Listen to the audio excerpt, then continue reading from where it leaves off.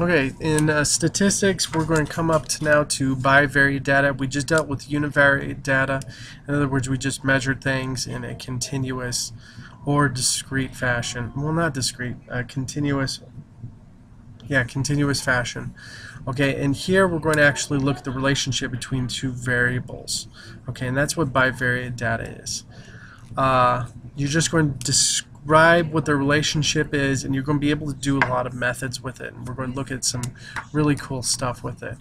Okay, what does it actually look like? There's actually two types of variables. There's an explanatory variable, and there's a response variable. Okay, so explanatory is this.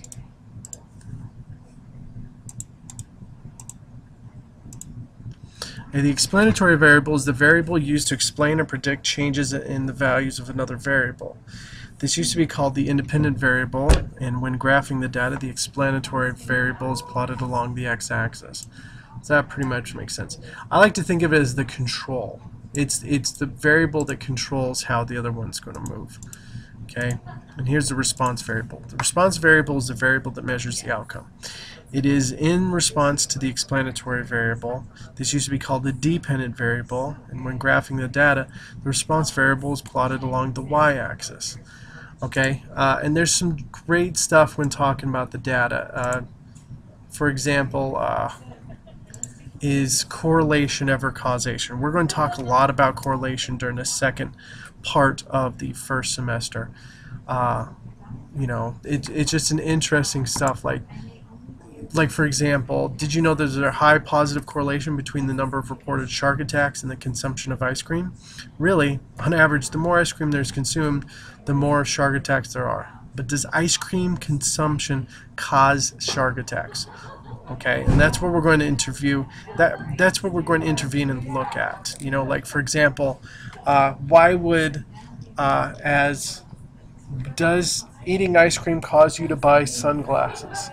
Because there is a relationship between those two that, as you know, the eating of ice cream goes, the increase of sunglass buying goes as well. And so does that control it? And so we're going to definitely look at that stuff and talk about a lot of stuff with it. Okay.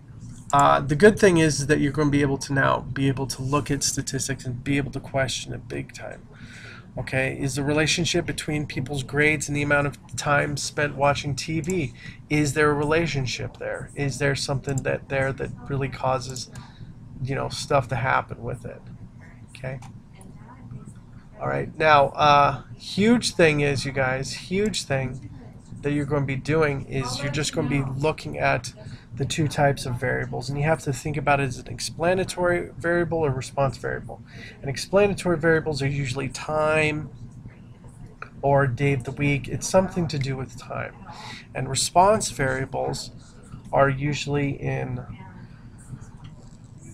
whatever you can combine with that time, like for example, feet grown, height, that type of thing, something that is controlled by time. Okay.